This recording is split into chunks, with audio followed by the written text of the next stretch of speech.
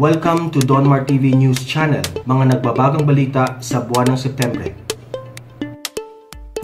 O ito si Jim Paredes, banana na natin. O yan.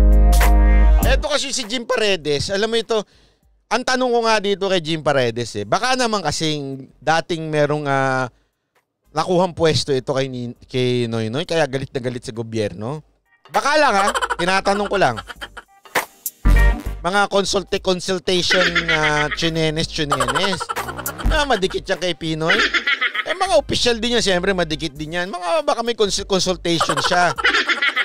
Kaya siguro, baka lang naman Kaya may kita siya ngayon, galit na galit siya, nawala sa poder yung mga amo niya. Kaya lahat na lang iimbento. Alam mo, iniimbento daw kasi nila si Pangulong Duterte yung mga picture daw hindi na siya daw yon. Pambihira, yung Pangulo nga namin nagsasalita pa kinakausap, naka-live pa sa FB. Kasi sabihin nyo hindi siya. Ano to, pati yung boses, ano daw, yung parang pelikula, may nilalagay na chips dito, parang pareho ng boses. Tapos yung maskara sa mga pelikula, tinatanggal, parang Mission Impossible. Alak ng waiting naman kayo. Kotse on live, iArt, salamat! Para mga ganyan yung mga tulonggis, feeling nila yung, talaga yung, sa kakapanood siguro ng Netflix nito mga hinayupak na ito. Di ba nanonood sila Netflix, yung mga Mission Impossible na, tatanggal yung buhok, tapos may chips na tatanggalin dito. Para nagbabago yung boses, kaboses ni si Duterte. Buti nga yung Pangulo namin nag-i-speech yung Pangulo ninyo, nung ginagawa, ayun, nagdadrive ng games, ganyan-ganyan. Mag-speech man minsan, from time to time, mas madami pa yung ubo kaysa sa speech. Kaya tuloy hindi makapag-speech. Kung mag-speech man, para sira din ng ulo. Diba? Lalaine Baguio, $5. Listening and watching everyday. Kuya Banan by happy birthday sa Tita Zenico. And hi to my family and friends all over the world. Oy, binabati daw kay ni Lalaine Baguio, Stay safe and healthy all, Pustahan tayo, to si Lalaine Baguio, cool yan,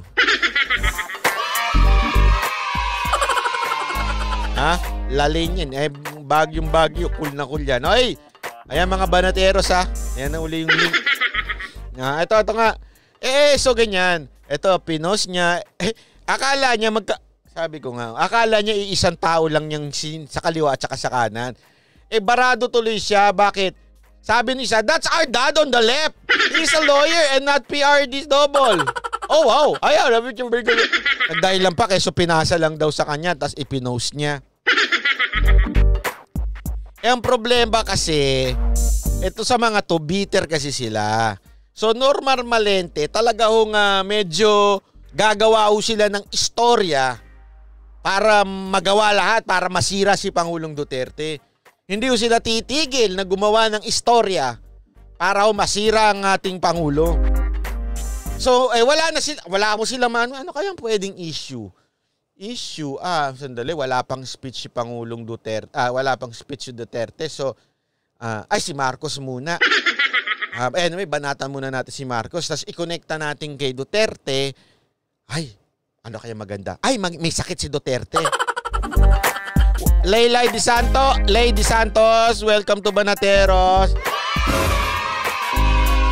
Sasabihin naman nila, may sakit. Walang niya.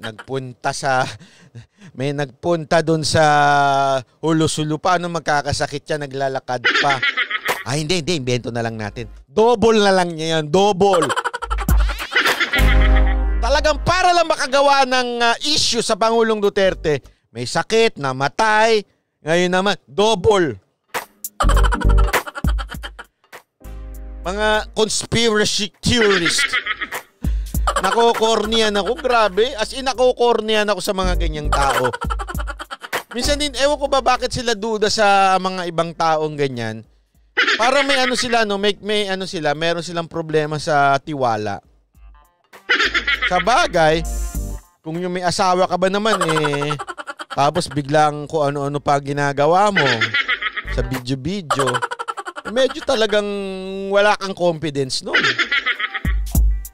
Alam mo, sa totoo lang yung sa scandal ni Jim Paredes Hindi ako nadidiri din. Pero hindi yun ang focus ko. Ang focus ko yung asawa. Paano na kaya yung naramdaman ng asawa nung nakita? Oh my golly.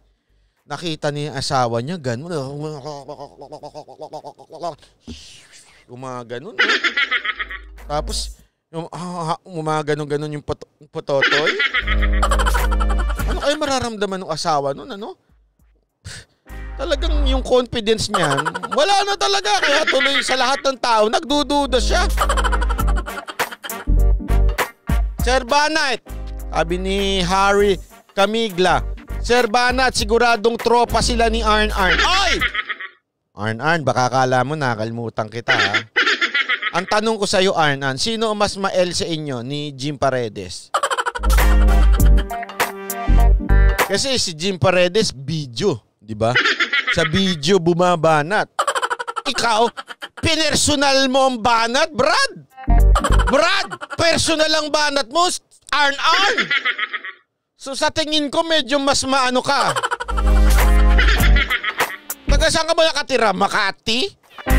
Kasi masyado kang Makati. Or di joke ako. Hindi di ba? Totoo nga naman eh. Kasi di ba? Eto, sige. At si Jim, hanggang video lang. Ang video, hindi nga natin alam kung bata ba yung kabidyo niya o matanda. Basta kabidyo lang siya. Pero alam niyo, dapat in-exercise talaga yung dila kasi may muscle din yan. Ang tinatawag na torpedo. Ha? Siya, ganun lang at saka ganun lang. Oh. Tapos pakita lang ng kanyang, daliri. Parang daliri lang kasi eh. Yung lalaki lang ata yun eh. Di ba? Pero ito si Arnold, hindi. Hindi ako papayag na video lang. Sus. Pupuntahan ko, i-interviewin ko. Ha? Tapos pag in-interview ko, baka pwede kang alagaan. Ha? Since may problema ka naman, alagaan na lang kita. Ganun ang eksena ni Arn. Arn, totoo ba yon? Pakisagot naman. Ang tagal ko na nagtatanong sa iyo, di ka pa rin sumasagot. Mason Run, Saibana by I live in Canada. Shout out to my mom Ruby and Dad Marlon Balagtas. Ay nako, sabi nitong isa, uy Sir Banat, wag mong banatan si Jim at Arnan. Attack on press freedom yan. Corazon Espinosa. Corazon Ostosale. Masyadong malalim ang yung apelido mo, madam. Yayamanin pang mayaman yung apelido mo. Corazon Estosal. Salamat po. Uy, si Miss Lindeman, salamat sa $5. Stay safe, ha. God bless and miss you so much. Miss you too, madam. Si Miss Lindeman, grabe, ang ganda ng picture nito. Ang ganda ng Kodak nito, Kodakan. Sindikato, welcome Banateros, yung mga Banateros dapat panapadala natin ng t-shirt yung mga Banateros, Sino kaya magaling mag-design ng Banateros t-shirt? Nagsalita ng Wag naman ganun. Ay nako mga kabanat. Tuloy-tuloy natin to si kasi to si Arn panggulo eh. Hindi, pero at least si Jim Paredes, pwede na siyang umirit ngayon. Bakit? Sabi niya, fake news lang ako. Pero hindi na akong pinakamanyakol. Meron ng iba. Fake news king na lang ako. Pero may iba ng matatawag nating Mang Kanor the Third. Oo, tama. Mang Kanor the Third. Kasi dati, si Mang Kanor the Second, si Joma, di ba? Tapos, si Mang Kanor the Third, dati si Jim Paredes yan eh. Ngayon, hindi na siya. Meron na nag-take place sa kanya. Si Arn. Kaya kayo ingat-ingat kayo kasi baka mahatulang kayo ng attack on press freedom. Next. Jim Paredes, layas. Ito. Ayan.